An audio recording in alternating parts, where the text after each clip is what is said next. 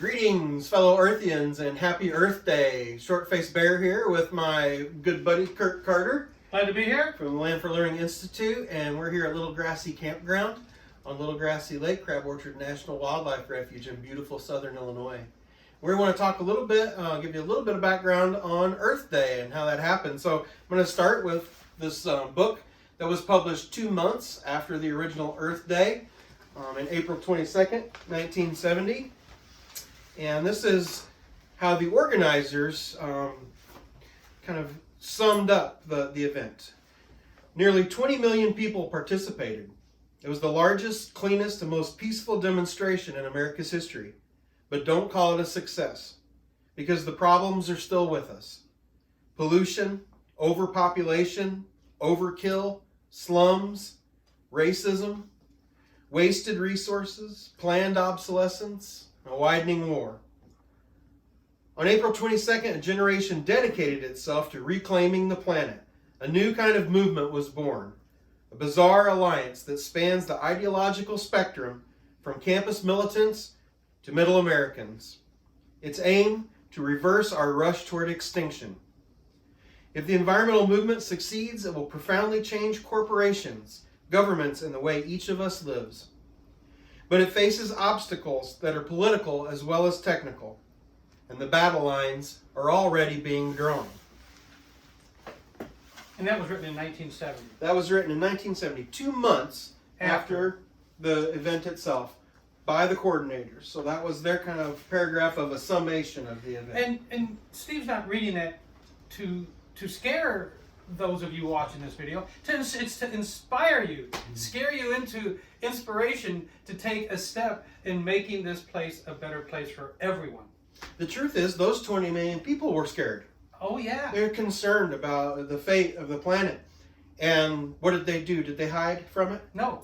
They created agencies, organizations, laws, legislation, programs, activities, schools. You go down the list. It inspired an entire generation to reconnect with nature so that we could all understand that we're part of that system, not just dominating it. The web of life is real, and what we do to it affects everything.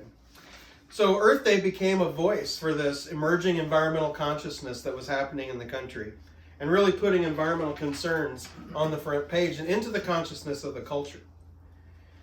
Senator Gaylord Nelson, a junior senator from Wisconsin, had long been concerned about the deteriorating environment in the United States.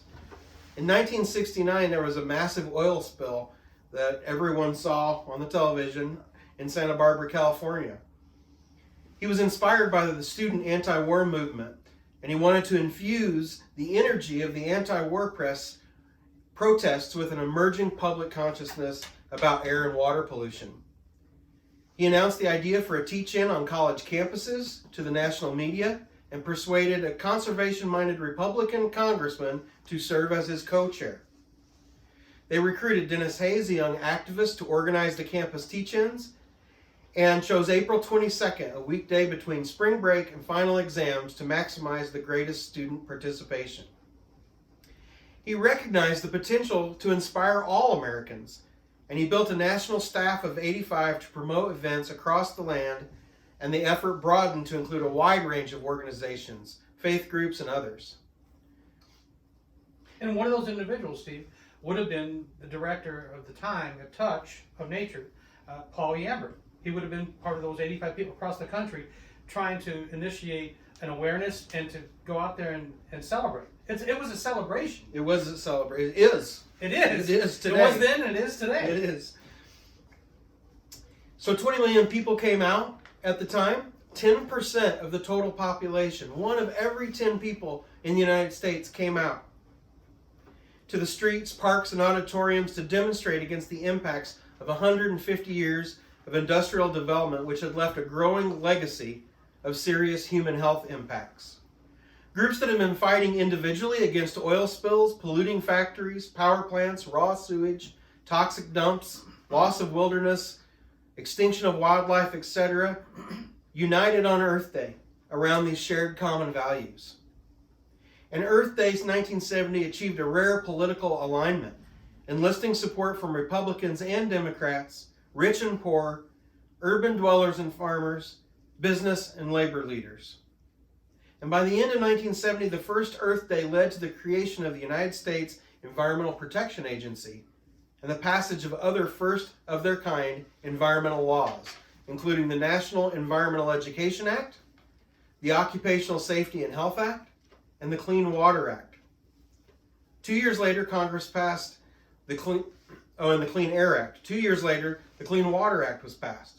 And a year after that, Congress passed more, the Endangered Species Act and other federal acts that have protected millions of men, women, and children from disease and death, and have protected hundreds of species from extinction. Today, we face those same threats. As John Muir said, the battle for conservation will go on endlessly. It's part of the universal warfare between right and wrong. Because we didn't solve those problems immediately, doesn't mean we can't solve them. It's something that we have to continuously work on. And that generation stepped up to the plate to make the effort, and so many good things have been done through the people that were inspired by that original Earth Day. And so, to back up what you're saying, see, I'm looking out on Little Grassy Lake, part of Crab Orchard Wildlife Refuge. The rivers, the streams, the waterways that we have that are clean and in great health are because of the energies that not started on that first Earth Day, but that were re-energized. And galvanized. Into one common goal for the planet. So out of those 20 million people, those people spread out through society and became congressmen, became mayors, became moms and dads and grandfathers and lawyers, and whatever they became, they understood their relationship with the natural environment and how important it is to be connected, both physically, emotionally, spiritually, with this beautiful, crazy world we live in. And that's why we're here on a beautiful lake. And as soon as we quit talking, we're going outside, which is what you should do. And every year, 1 billion people celebrate Earth Day around the planet at this point. The problems are still here, but the energy that we have as human beings to work toward a habitable planet is also still here.